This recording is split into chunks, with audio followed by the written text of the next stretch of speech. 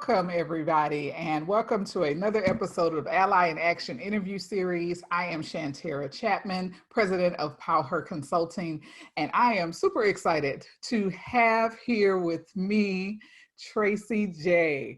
I have known Tracie for a long time, but we have not really sat down and had a real conversation, like one-on-one about, the world and things. And, we just haven't had that conversation. So I've been really just kind of anticipating having this conversation with her. And so I want to say first, thank you, Tracie, for saying yes to coming on to the podcast with me. And I'm super excited. And so I want to welcome you to the podcast. So welcome, Tracie Jae, to the Ally in Action interview series. Thank you so much. I'm also excited. And yes is one of my sort of buzzwords. It's tattooed on my shoulder. It's the thing that I remind myself that just like no is a complete sentence, yes is a complete sentence. And what we say yes to matters. So I'm excited to say yes. So how about you tell people a little bit about who you are and what you do? Instead of me doing it, I want you to kind of explain what Tracie Jae has been doing and who she is and what she's all about. Certainly. So what I normally say is, hey, y'all, because I'm in Texas and we say y'all in Texas. And I am Tracie Jae, and in business and in life, I am the quiet rebel. That is the name of my organization, is also how I show up in the world. And my intention in the world is to incrementally and organically shift the status quo using conversations as instruments for change. Primarily, I do that through a project called 100 Voices, where we invite people into a guided, authentic, grace-filled conversation about race and culture that is centered on lived experience. And aside from that, I curate conversations about difficult and delicate subjects for people wherever they are in the world. And I had the opportunity to be a part of one of your curated conversations, and I will say it was amazing. It was an amazing experience, and we're going to get to that here in a minute. But I want to kick it off, like I kick off all of my conversations and ask this signature question: what is your definition of an ally? So I was thinking about that because I knew you were going to ask that. And I don't know if you watch Station 19. Do you watch Station 19? Sometimes I do. Okay, well, they had a recent episode that was reflective of the George Floyd situation. Okay. And the firefighters from Station 19 were going to go to the protest. Primarily the firefighters of color were going to go to the protest. And they had a white colleague who wanted to join them. And the instruction to the white colleague was, sure, you can come, but if anybody comes for us, it is your job to put your body between them and us. And that is kind of how I see allyship. Like, you have to be willing to put your body between me and whoever comes for me. I like that because I get the visual. I'm taking out all of the words because everybody has words, they have things, but I'm a visual person, so I see that. I also and I can't remember the name of the woman that at the beginning of the pandemic, there was the woman who climbed the flagpole. Yeah. And she went up the flagpole to take down the Confederate flag. And there was the white man who put his hands on the flagpole because they were going to, electrocute. Yeah. They were going to tase the flagpole to get her down. So he was willing to put his body in the way. So that makes sense to me that's the ultimate, action of an ally. Because I tell people all the time when we talk about allyship, there's this, it's one thing to say you're going to do something. There's another to do it. That action piece of being an ally is the most important thing. I can talk about something all day, but exactly. to do it and to actually put something in action that's where the courage comes from, and that's where the strength of the words come into play. And so when you say you put your body in the way of, anyone that comes for me, that's when you really have to say, okay, am I really am I Yeah, really like down for the talk is cause? cheap. Talk is cheap. Say what you will, and I do talking for a living. So Right. so I put a lot of value in words. But also I need to see where your body is. Right. Yeah, I need to know where you're going. I need to see where you're maneuvering and how you're maneuvering, because and I've had people ask me a lot, what do you think about during all of this time, right? We've been at home during this pandemic, and you mentioned George Floyd, a year ago when all of this happened, everybody putting the little black squares on their social Mm-hmm. media. To me, that's talk, right? Yes, some people, oh, that was action. Well, not really. I can go Right. put a little black box on. Yeah. It's completely performative unless that there's something that we can see of substance that goes along with it. Right, right. Because, to just go and grab a black box and put it there, and then you never say anything beyond that, you never do anything beyond that. That's where that's where that ends. So yeah, that's a very strong depiction of an ally. So very good. I love that. I love that. So now let's get back to the conversations that you curate. Yes. What made you start this? What made you start and want to start curating these types of conversations? So in my early vocational life, I had a lot of opportunities to help bring conversations that were interfaith in nature. Okay. And I was looking just for a place to have a similar conversation about race, and I couldn't find one. So that's what happens sometimes, is when you are wondering who will, or is it available, you get the call to do it. um, and I thought, okay, when I do this, it's going to be like an outpouring of my heart. It's a thing that I just want to see in the world. And I live in Houston, which is the most diverse city in the country. It just makes sense to have this kind of conversation here.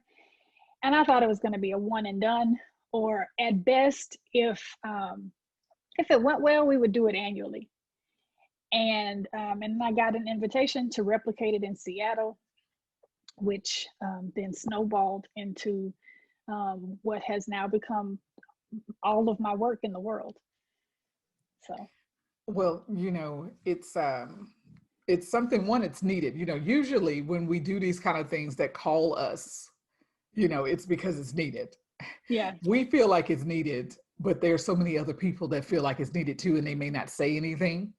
yeah, So you're not the only one. You're just the one that's, you're the courageous one that decides that, hey, let me do something about it. um, and I will say, being someone that I was facilitating one of the groups in the session, and it was it was an eye-opening experience, because even for me, who've had these conversations before, mm-hmm. I've facilitated them, I've been a part of them, but something different there was something different about it. I don't know, there was something. People were very genuine. They were free. They felt free enough and safe enough. You established a safe space very quickly. It is my always my intention that anything I invite people to, that they feel safe in that space. I was recently having a conversation with a new colleague who told me that there are no safe spaces, and that broke my heart. I just don't want to believe that. I don't want to believe that there is nowhere that specifically Black women can be safe. And um, and I hope to provide that space. And I obviously I want to provide that space for Black women, but I want to provide that space for anybody who is in my space. You know, that's important to me.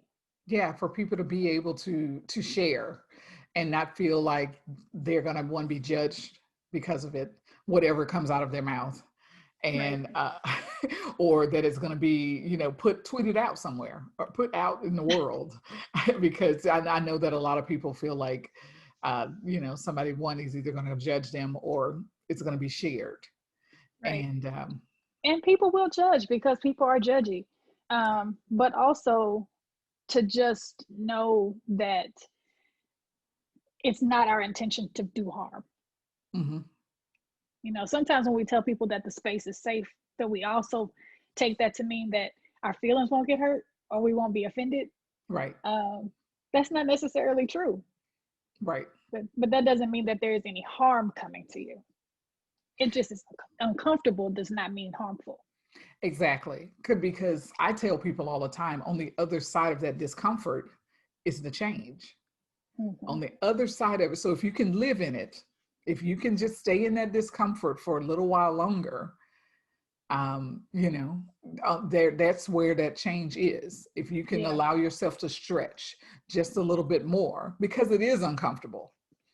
It is, these conversations, the ones that are worth having, Mm-hmm. are uncomfortable. They And are uncomfortable. these days, everything that's been going on for the past year and a half has been uncomfortable for everybody.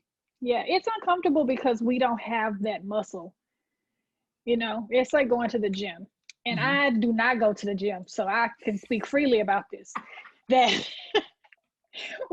when you go to the gym for the first time or for the first time in a long time, everything hurts.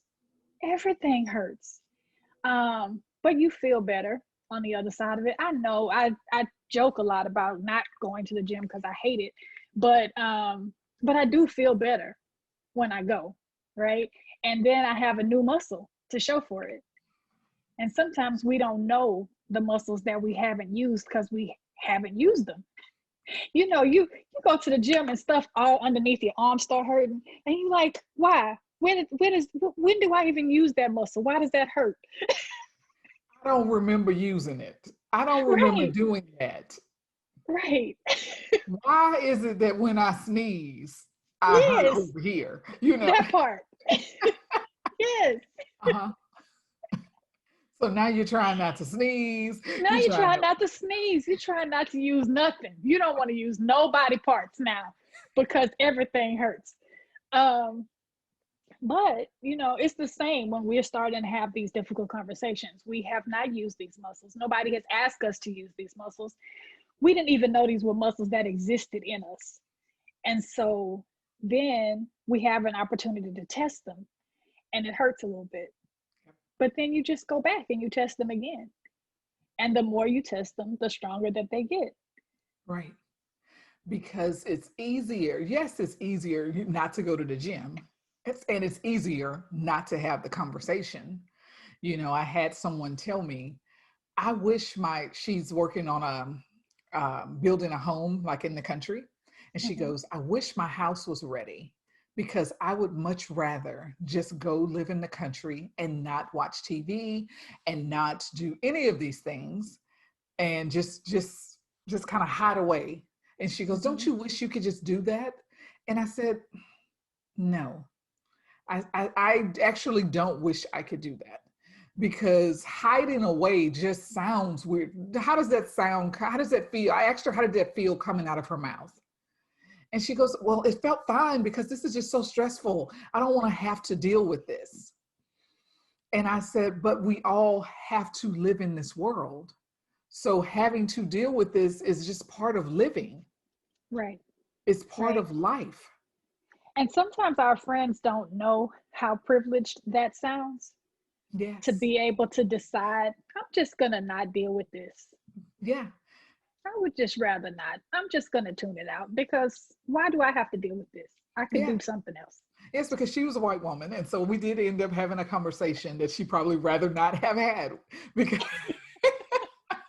and she probably was thinking, why did I say that to you out of all people? You said it to the right person Yeah. because you are her friend. I'm sure that you were gentle with her in your response. Yeah, I was. Someone who is not her friend might not have been as gentle. Yeah. and probably been like, what in the world? And on and on and on. You know, for me, I was like, let me explain what I heard and let me tell Right. you how it sounded and why you probably shouldn't say that in mixed company and, you know, on and on Or at all. You probably shouldn't say that at all. at all. You know, Not just in mixed why, company. yeah, and, you know, honestly, why is not a good idea to want to hide. Yeah. And also explain to her that she's still raising children. So to try to explain why hiding is not a good thing, even if your kids are still are teenagers Yeah. or early 20s, you still are an influence on them. And Absolutely. if you are telling them that that's the way it should be, to just, you know, shut the door on it, you're already um, explaining to them how they should live their lives. And so you're putting that out there to them to just not address it. Yes. I mean, we live in Texas where Ted Cruz went to Cancun when it was an ice storm. Yes, So ma'am. we have examples. Yes. There are receipts. Yeah. Yeah. They already see it. And you know, and it's already, you know, it's defended all the way to the ground. Exactly. And to the ground. So let's talk a little bit about the courage that it takes to have these conversations. So for those people who are choosing to join your conversations, those people who are choosing to hire people like us to facilitate those type of conversations in their companies, Hmm. with their colleagues, what kind of courage does that take, Well, or strength? you know, I was thinking about this earlier today about whether or not it's courageous Okay. because I think that that's a noble attribute to attach to people, Mm-hmm. but also it makes it sound like it's a thing that not everybody can do. Okay. It takes courage to scale a mountain, right? Like, not everybody can do that. But a conversation is something everybody can do.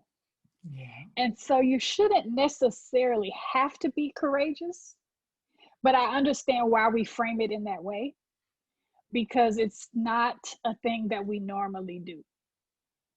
And I really absolutely detest the word normalize, but in this instance, I think that it is necessary. Like, I think we should normalize having this conversation and not have it be this scary thing out in the abyss that you have to go into with, tippy toes. Like, Mm-hmm. this is a thing you can do. Mm-hmm. This is a thing you should do. Mm-hmm. And so, like, yes, it feels courageous because, again, it's not a thing we practice, but it shouldn't take that much courage. It should just be the norm. We are in 2021. Right now, I'm reading 400 Souls, Okay. which is a book that chronicles 400 years of being an African descendant in America. It's a collection of essays. And, it starts in 1619. So I'm, I've been reading. Right now I'm in like the mid or late 1700s. So like only 100 years into this reading.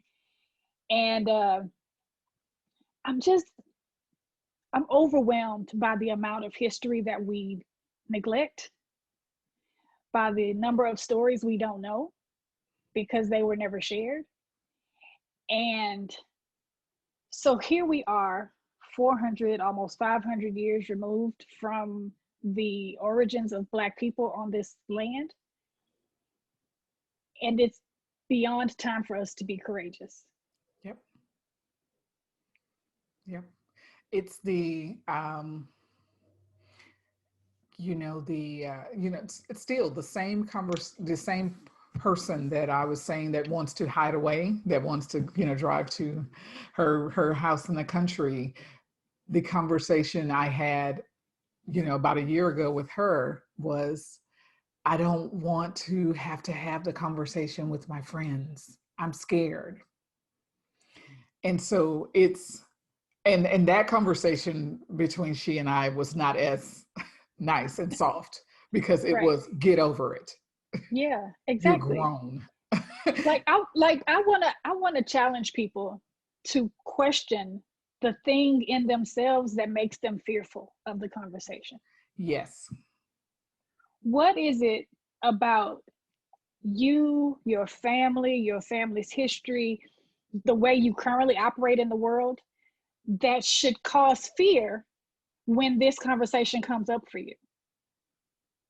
Because if you are truly an ally, right, proclaiming and doing the work of allyship, then it should not frighten you to be in these spaces, to have these conversations.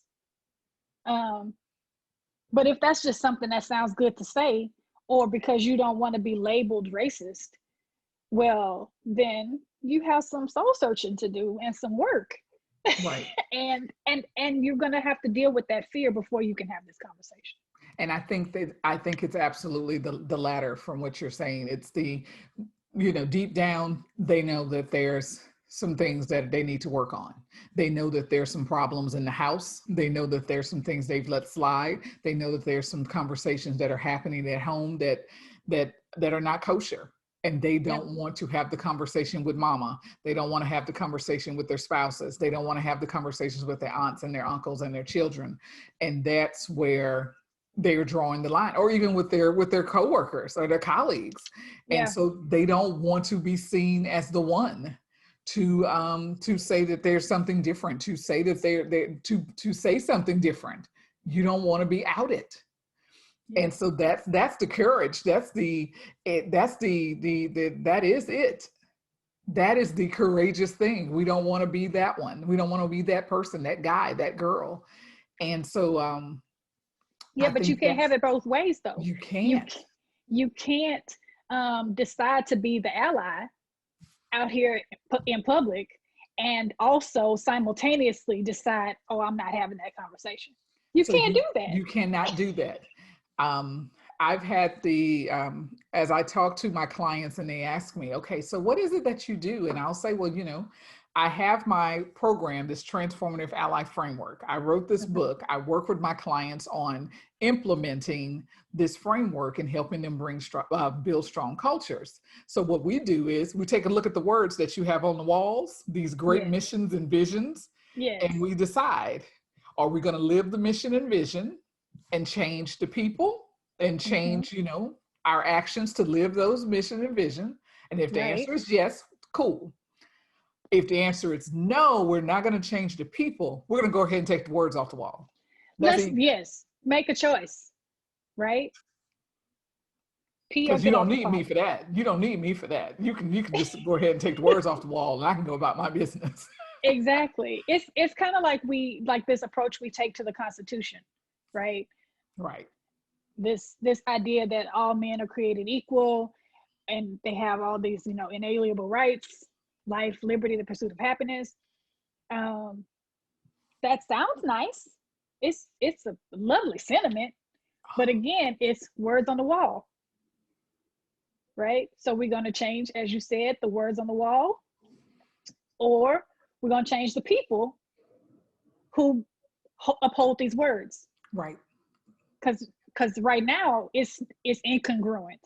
It's not congruent at all because the way I see it, it's okay. And also, let's think about this, people. The men that wrote those words Yeah, and the time frame in which they wrote those words. absolutely. Let's think about what was going on during those times. Right. If we have had to rewrite other things, we tell companies they need to go and relook at their policies every year and make sure they Mm-hmm. are present and they are aligned with the times in which they live right now. So you're telling us we never had to go and revisit a constitutional policy, something that was written back then. Exactly. Or because now we revisit things based on when it's, when it makes sense for, whoever's in charge, right? Mm-hmm. Exactly. However it makes sense. Oh, because, the Constitution wasn't meant for, these women to vote like that, or for those brown people to do that, or whatever. It's just so crazy how we interpret things these days. And I I know, think, and how we hold on to things for centuries, centuries, when the world has evolved. yeah, we're the words on the page need to evolve with the world. Yeah. And I mean, this conversation could go so many different directions, but there's just a lot of things that Yeah, we put a lot of stock in that yeah, were written a long time ago. yeah, And then we want to hold people's feet to the fire to follow the things that were written many moons ago. I was just recently, I was having a conversation with a girlfriend about people who I've known for 30 plus years. hmm We've all grown and evolved in those 30 plus years. And some of those friends I don't even want to still have. Like, are these people still relevant in my day-to-day life? And that's real time with real people. right, So I can't even imagine something that I wrote or read at the beginning of my life, let's say as a teenager, still being relevant in my 40s. right, There exactly. might still be some nuggets in there that are useful, and we don't want to throw everything away because wisdom stands the test of time, right? We get that. So we carry out the things that are wise. But when things are clearly unwise, we revise them. And we make the decision, we make the choices to move forward, to make the change, to decide to not be with those people, to decide not to, go that way anymore. It's like, when you were growing up, your parents would tell you, to stay away from this crowd, or, be stronger, and do, Mm-hmm. you have to not adhere to peer pressure. But as adults, I think that some have reverted back, and they are definitely adhering to peer pressure, and definitely going in the wrong direction. So this notion of having to have a courageous, difficult conversation, they're choosing not to because their friends said so. Absolutely. Absolutely. We let people bully us into all kind of things, even as adults. Even as adults. That's why And children are struggling with bullying, because the yeah, adults are struggling with bullying. yeah, yeah. And because we don't have the tools to teach children how to do better, Yeah, because we don't do better as adults.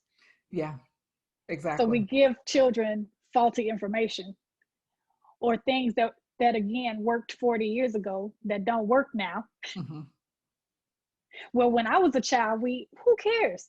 Who cares what you did when you were a child? It doesn't work now. The evolution is not being taught, and you're not looking at it from the standpoint of the world is no longer the same. And Right. that's the problem. That's the struggle here, I think. The struggle here is that we're just not even paying attention to the fact that we're still having the same conversation. This conversation has not evolved. Ma'am, ma'am, This as I say to my conversation, sister, Miss Ma'am, no, it has not your evolved. 400, your book you're reading, even though Yes, you're in just in 100 years in, your conversation is still having that same conversation is yes, happening it is the every 100 same. years.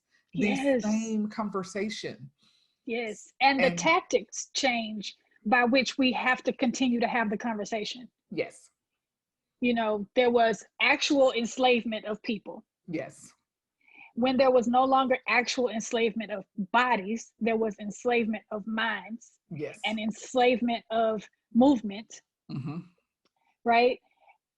Now we have um, built in, baked in structural enslavement. We don't call it that because that's not polite. Right. That doesn't sound, appropriate for today's terminology. But if you actively restrict people's access, if you actively restrict people's ability to move about the world freely, if you actively restrict people's resources, That's enslavement. That's enslavement. And if you continually make laws to make sure that people's resources, activity, breath is restricted, that is enslavement. And I'm going to take it a step further. You said breath. I'm going to go with just, just thought. Thought. Because once we saw breath be taken away, and once we saw that you couldn't sleep at night, that now we can't think clearly anymore. Yeah. Now we're afraid of every little piece of there's nothing that can't be done. I was talking with a colleague about the exhaustion.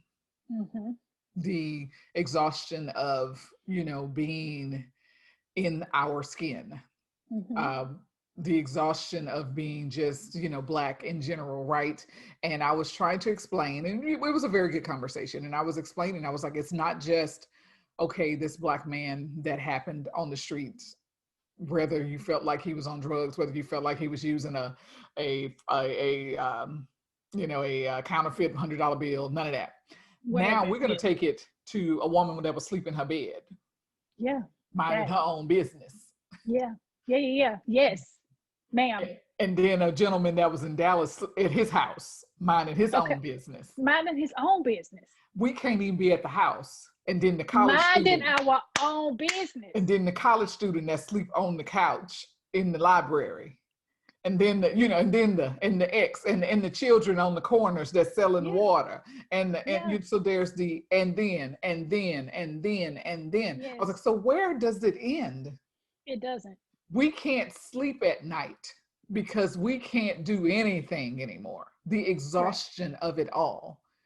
And I was like, so for me, in my neighborhood, we moved here when it was just being built. The neighborhood was being built. And me and my husband are really quiet people. We kind of stay to ourselves, wave to people, but go mind our business. But I go walking in the mornings. But I got to keep my ID on me because you might get stopped in your neighborhood. In my neighborhood, because folks may just all of a sudden forget that we live on the corner here. Yeah. Even though we were the first house built on the street. See. We might get amnesia as I'm walking down the street. Right. Or you might have your hair different that day and you don't look the same from behind. Yeah, I was recently having a conversation with my middle daughter. My girls are in their 20s. So it's an interesting time to be a mom. Yes. And I was having a conversation with my middle daughter and I was explaining to her that this notion of call me when you make it home, it's important because we don't always make it home. Right. So it's not because I'm trying to check up on you. It's not because I'm trying to be in your business. I'm your mama and I want to know that you're safe.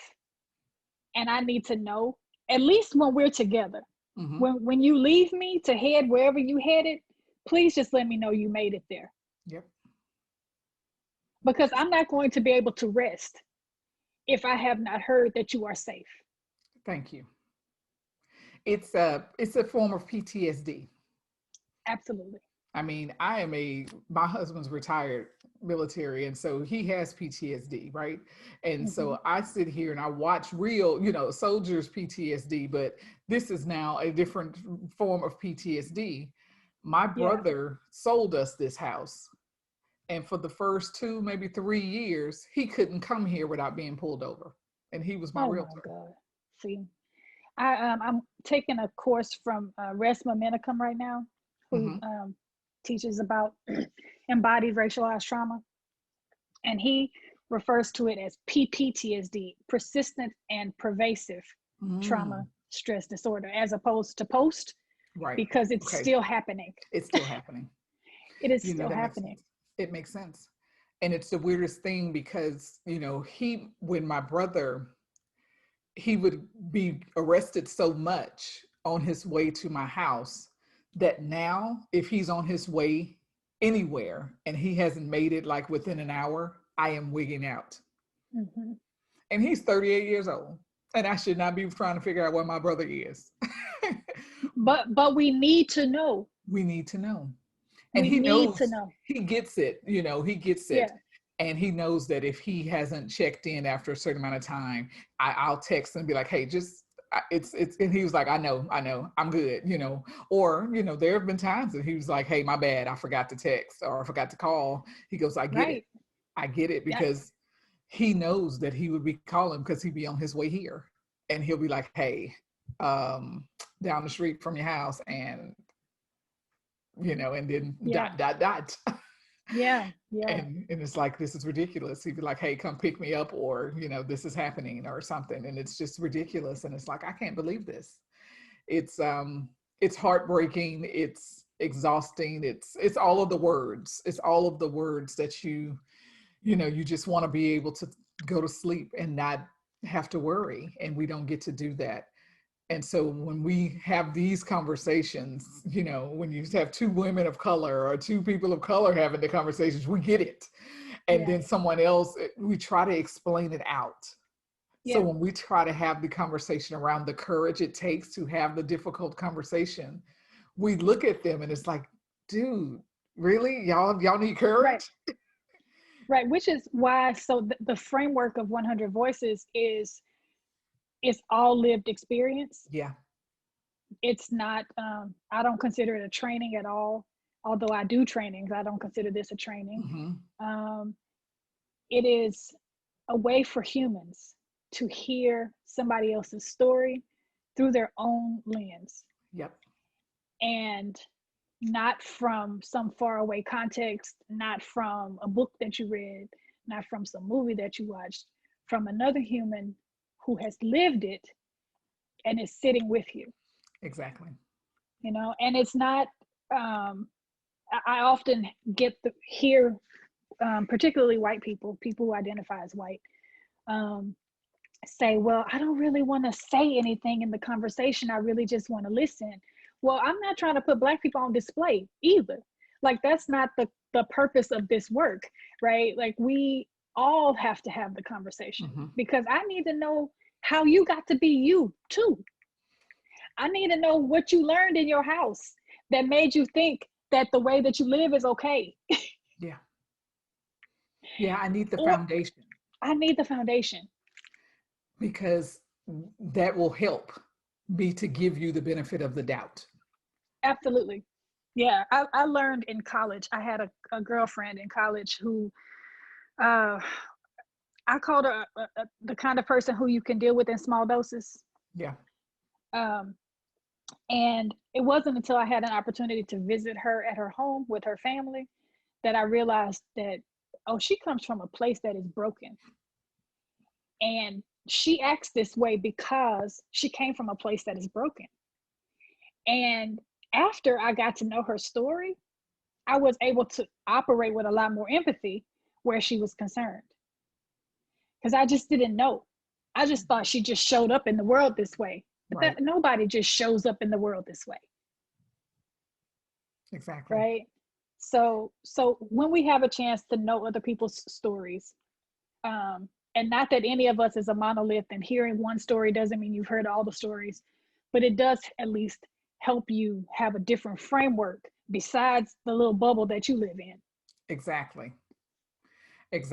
And so I think that's the value that you bring when you have these conversations, is that everyone gets to share, and you start to learn from one another when you're sharing, when you're listening and being actively present in these types of conversations. That's where the learning and the growth happens. This has been this could go on forever, but I know, right? it could go on forever. And we could definitely have like several parts to this conversation. But how can people get in touch with you if someone listens to this, watches this, and says, "Hey, I want to have that as a part of my organization. I want to bring 100 conversations here to my group," or whatever. How can they reach out to you? The easiest way is on my website, which is quietrebellife.com.